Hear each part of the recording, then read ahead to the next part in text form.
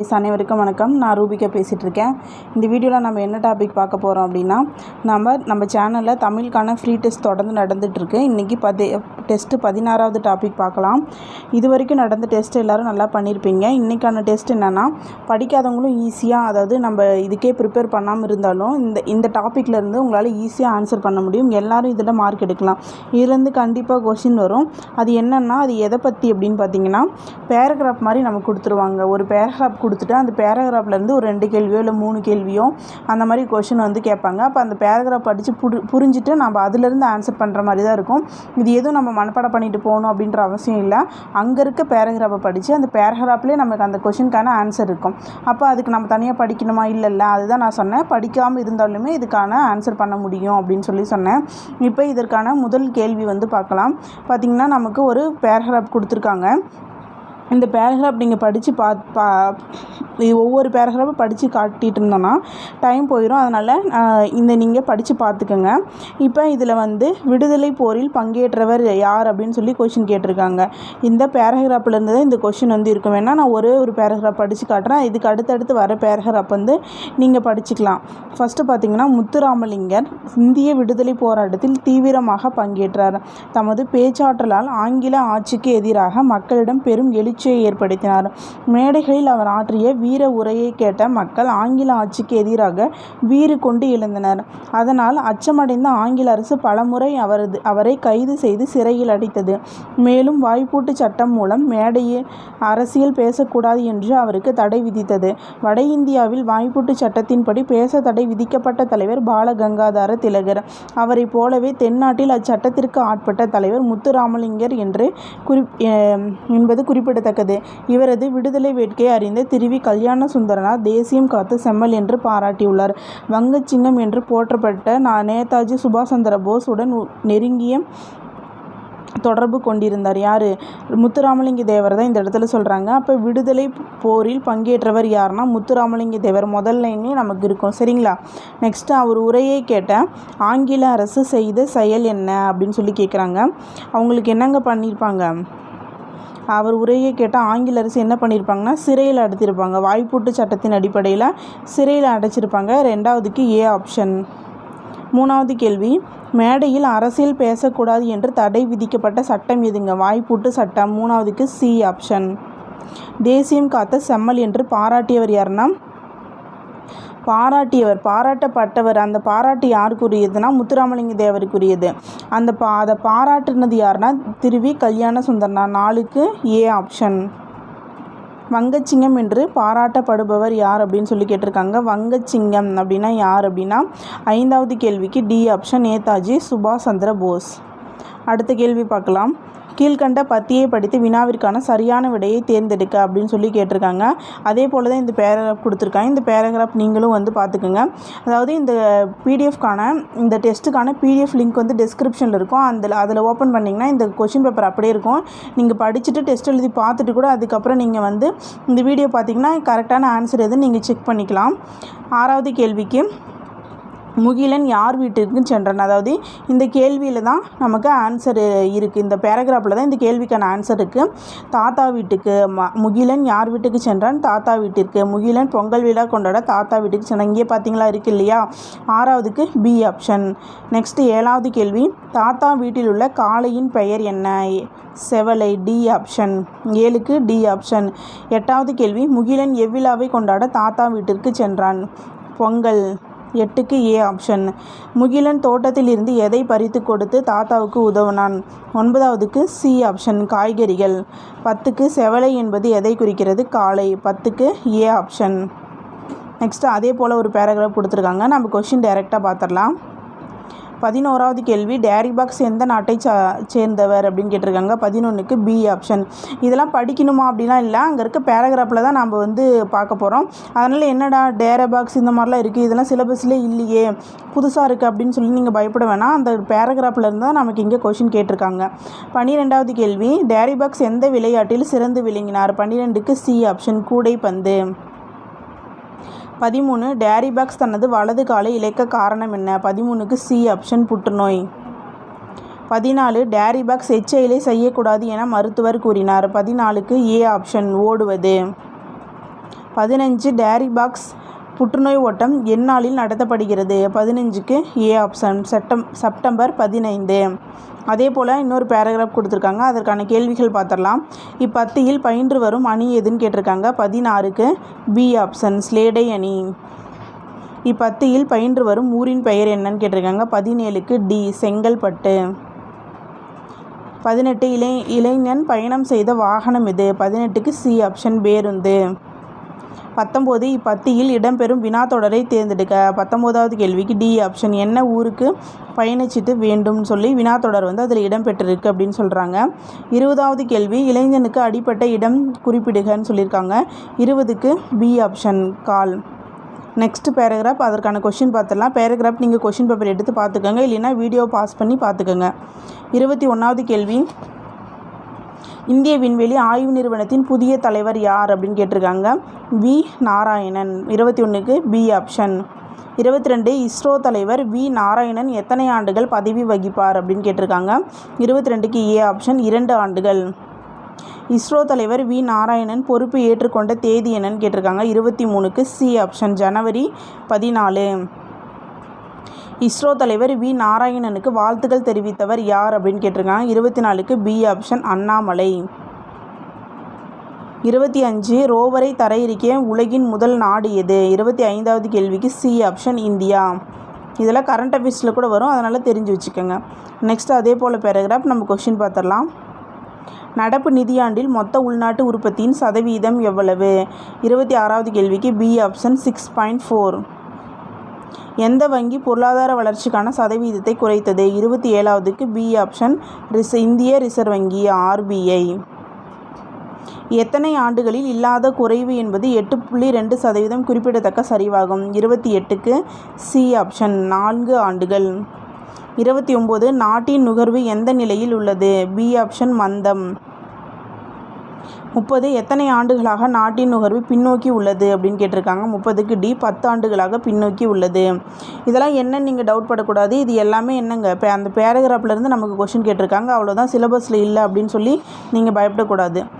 31வது கேள்வி முத்துராமலிங்கர் பிறந்த ஊர் எது? இதுக்கும் பாருங்கள் முன்னாடி பேராகிராஃப் கொடுத்துருக்காங்க. இந்த பேராகிராஃபில் இருந்து தான் நமக்கு இங்கே கொஷின் கேட்டிருக்காங்க.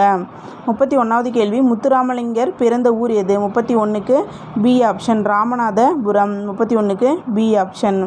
32 முத்துராமலிங்கர் பிறந்த ஆண்டு எது? 32க்கு பி ஆப்ஷன் 1908 அக்டோபர் 30. முத்துராமலிங்கர் விருப்பத்திற்கு இணங்க மதுரைக்கு வருகை புரிந்தவர் யார்? 33க்கு சி ஆப்ஷன் நேதாஜி சுபாஷ் சந்திர போஸ். வங்கச்சிங்கம் என்று அழைக்கப்படக்கூடிய நேதாஜி சுபாஷ் சந்திர போஸ். 34வது கேள்வி முத்துராமலிங்கருக்கு நடுவண் அரசு அஞ்சல் தலையை வெளியிட்ட ஆண்டு? C option 1995. 35 சுபாஷ் சந்திர போஸ் மதுரைக்கு வருகை புரிந்த ஆண்டு? 35க்கு டி ஆப்ஷன் 1993. அதே போல் நெக்ஸ்ட் பேராகிராஃபுக்கான கொஷின் பார்க்கலாம். பேராசிரியர் ராமானுஜம் அனைத்துலக நினைவுக்குழு எங்கு அமைக்கப்பட்டுள்ளது? 36க்கு ஏ ஆப்ஷன் சென்னை. 37 தமிழக முதலமைச்சரால் ராமானுஜம் கணித அறிவியல் நிறுவனம் திறந்து வைக்கப்பட்ட ஆண்டு? 37க்கு பி ஆப்ஷன் 1992 அக்டோபர் 3. 38 ராமானுஜம் அனைத்துலக நினைவுக்குழு சென்னையில் அமைக்கப்பட்ட ஆண்டு? 38க்கு ஏ ஆப்ஷன் 1971. 39 மார்பளவு வெண்கலச் சிலை இந்தியாவிற்கு கொண்டு வந்தவர் யார்? 39க்கு டி ஆப்ஷன், அதாவது பி மற்றும் சி ரிச்சர்ட் மற்றும் ஆஸ்கே. மார்பளவு வெண்கலச் சிலையை கொண்டு வந்த ஆண்டு? 40க்கு பி ஆப்ஷன் 1984. நெக்ஸ்ட் பேராகிராஃப், அதற்கான கேள்விகள் பார்த்துடலாம். 41 எம்ஜிஆர் பெற்றோர் எங்கு குடிபெயர்ந்தனர் அப்படின்னு கேட்டிருக்காங்க. 41க்கு சி ஆப்ஷன் இலங்கை. 42 எம்ஜிஆர் பிறந்த ஆண்டு எது அப்படின்னு கேட்டிருக்காங்க. 42வது கேள்விக்கு ஏ ஆப்ஷன் 1917 ஜனவரி 17. 1917 ஜனவரி 17. 42க்கு A option. Next 43 Gopalan Sathyabama இணையருக்கு எத்தனாவது மகனாக பிறந்தார்? எம்ஜிஆர் அவர்கள் எத்தனாவது மகனாக பிறந்தார் அப்படின்ற கேள்வி தான் இது. 43க்கு சி ஆப்ஷன் 5வது மகனாக பிறந்தார். 43க்கு சி ஆப்ஷன். நெக்ஸ்ட்டு 44வது கேள்வி எம்ஜிஆரின் பெற்றோர் எந்த மாநிலத்தைச் சேர்ந்தவர்? 44வதுக்கு பி ஆப்ஷன் கேரளாவை சேர்ந்தவர். 45 எம்ஜிஆரின் தாயார் குழந்தைகளுடன் தமிழ்நாட்டுக்கு வந்து குடியேறினர். எங்கு வந்து குடியேறினர்? தமிழ்நாட்டுக்கு எங்கு வந்து குடியேறினர் அப்படின்னு கேட்டிருக்காங்க. 45வது கேள்விக்கு பி ஆப்ஷன் கும்பகோணம். நெக்ஸ்ட் அதே போல் பேராகிராஃப், அந்த பேராகிராஃபுக்கான கேள்விகள். தஞ்சாவூர் 46வது கேள்வி, தஞ்சாவூர் தமிழ் பல்கலைக்கழகத்தின் முன்னாள் துணைவேந்தர் யார்? 46க்கு பி ஆப்ஷன் வி திருவள்ளுவன். 47 முன்னாள் துணைவேந்தர் வி திருவள்ளுவன் எந்த மாதம் பணியிடை நீக்கம் செய்யப்பட்டார்? 47க்கு டி ஆப்ஷன் நவம்பர். நில அறிவியல் துறை பேராசிரியர் யார்? 48க்கு சி ஆப்ஷன். இதற்கான கேள்வி பதில் எல்லாமே அந்த பேராகிராஃபில் இருக்கும். அந்த பேராகிராஃப் வச்சு தான் நம்ம இப்போ ஆன்சர் பண்ணிகிட்ருக்கோம். அந்த கொஷின் பேப்பர் வந்து டிஸ்கிரிப்ஷனில் இருக்குது, ஓப்பன் பண்ணி பார்த்துக்கோங்க.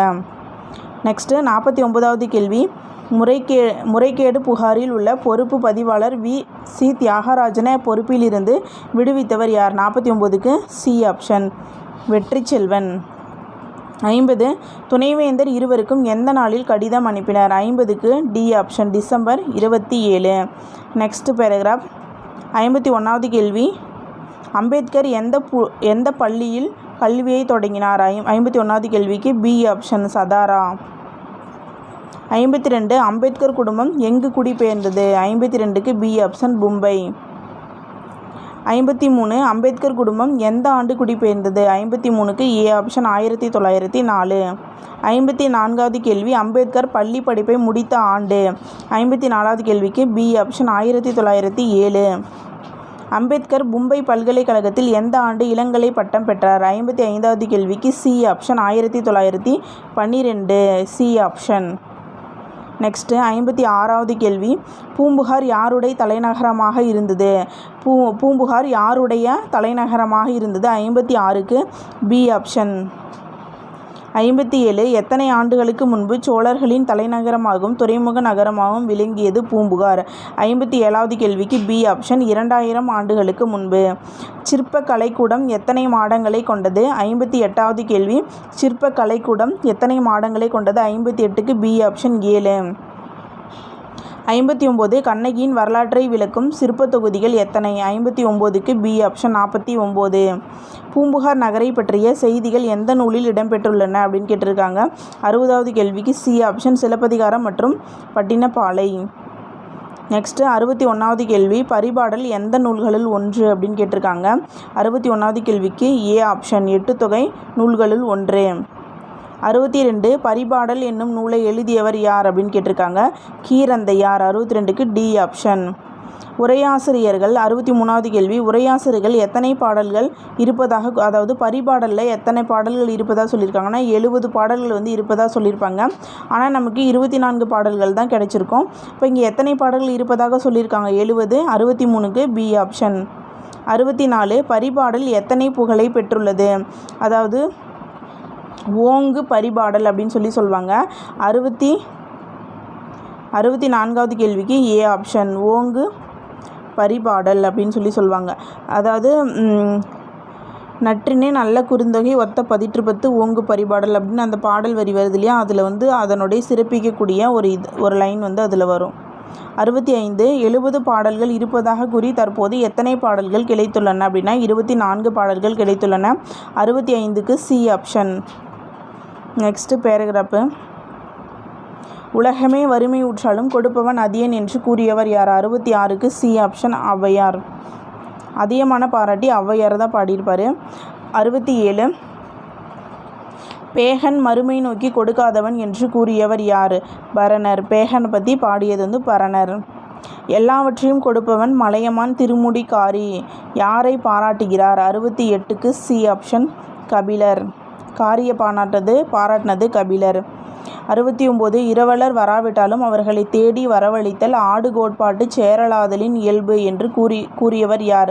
69வது கேள்விக்கு சி ஆப்ஷன் நச்செல்லையார். நச்செல்லையார் தான் இரவலர் வராவிட்டாலும் அவர்களை தேடி வரவழைத்தல் ஆடு கோட்பாட்டு சேரலாதன் இயல்பு அப்படின்னு சொல்லியிருப்பார். ஆடு கோட்பாட்டு சேரலாதனை பற்றி பாராட்டி பேசியிருப்பார் நச்செல்லையார்.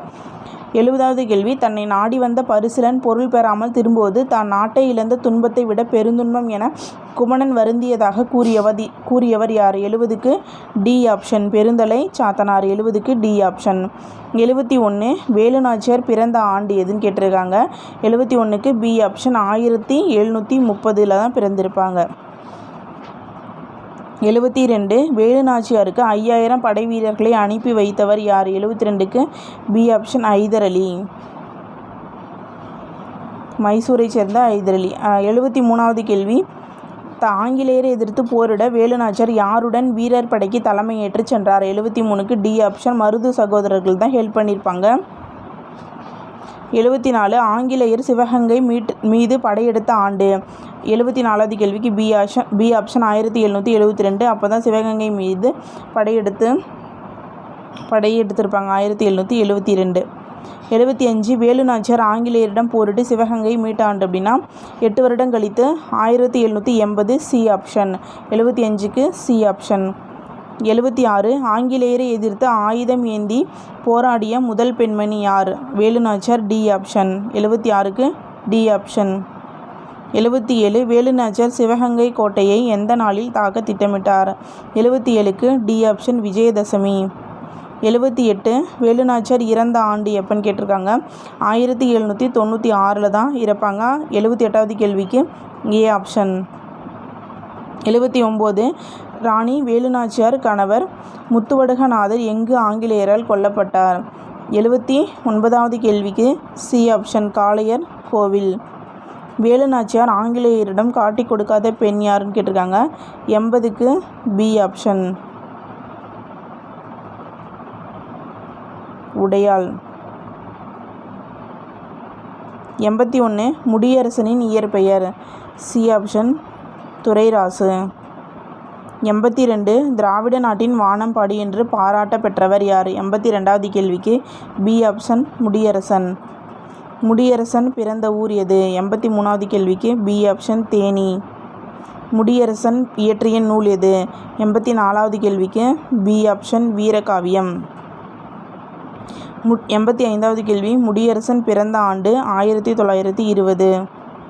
தமிழக அரசின் பரிசு பெற்ற முடியரசனின் காவியம் எது? 86வது கேள்விக்கு சி ஆப்ஷன் பூங்கொடி.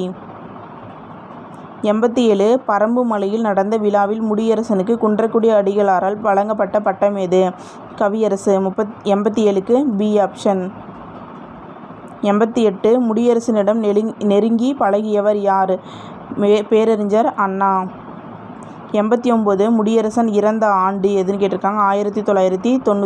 1920 பிறந்திருப்பார். 1998 இறந்திருப்பார். 90வது கேள்வி, முடியரசனின் பூங்கொடி என்ற காவியத்துக்கு தமிழக அரசு பரிசு வழங்கிய ஆண்டு? 90வது கேள்விக்கு ஏ ஆப்ஷன் 1966. மக்கள் கவிஞர் என்று சிறப்பு பெயர் பெற்றவர் யார்? 91வது கேள்விக்கு டி ஆப்ஷன் பட்டுக்கோட்டை கல்யாண சுந்தரனார். 92 பட்டுக்கோட்டை கல்யாண சுந்தரம் பிறந்த ஆண்டு எது? 92க்கு பி ஆப்ஷன் 1930. 93 பெரியோர் கூறும் அறிவுரைகளை மீறக்கூடாது என்று கூறியவர் யார்? 93க்கு ஏ ஆப்ஷன் பட்டுக்கோட்டை கல்யாண சுந்தரம். 94 பட்டுக்கோட்டை கல்யாண சுந்தரம் இறந்த ஆண்டு? B option 1959. 95 பட்டுக்கோட்டை கல்யாண சுந்தரம் பிறந்த ஊர் எது? 95க்கு ஏ ஆப்ஷன் செங்கப்படுத்தான்காடு. 96 உழைக்கும் மக்களின் துயரங்களையும் பொது உடைமை சிந்தனைகளையும் தம் பாடல் வழி மூலம் பரப்பியவர் யார்? 96க்கு சி ஆப்ஷன் பட்டுக்கோட்டை கல்யாண சுந்தரனார். 97 பட்டுக்கோட்டை கல்யாண சுந்தரனார் இயற்றிய இதழ் எது? ஜனசக்தி அப்படின்ற இதழை இயற்றியிருப்பார். 98 செய்யும் தொழிலே தெய்வம் என்ற பாடலை பாடியவர் யார்? 98க்கு சி ஆப்ஷன் பட்டுக்கோட்டை கல்யாண சுந்தரனார். 99 பட்டுக்கோட்டை கல்யாண சுந்தரம் முறையாக யாரிடம் பாடம் கற்றார்? 99க்கு பி ஆப்ஷன் பாரதிதாசன். இறுதி கேள்வி, பொது உடைமை கவிஞர் என சிறப்பு பெயர் பெற்றவர் யார்? 100வது கேள்விக்கு சி ஆப்ஷன் பட்டுக்கோட்டை கல்யாண சுந்தரனார். இந்த வீடியோ அவ்வளோதாங்க. என்ன இவ்வளோ தான் சீக்கிரமாக முடிஞ்சிருச்சு, வேகமாக போயிட்டீங்க அப்படின்னு நினைக்காதீங்க. இதில் என்னென்னா பேராகிராஃப் கொடுத்து அப்படியே டேரெக்டாக கொஷின் கேட்குறதா. இதில் எந்த எக்ஸ்ப்ளனேஷனும் பண்ண தேவையில்லை. அதனால தான் இந்த வீடியோ சீக்கிரம் முடிஞ்சிருச்சு. பிடிச்சிருந்தால் லைக் பண்ணுங்கள். தேங்க்யூ.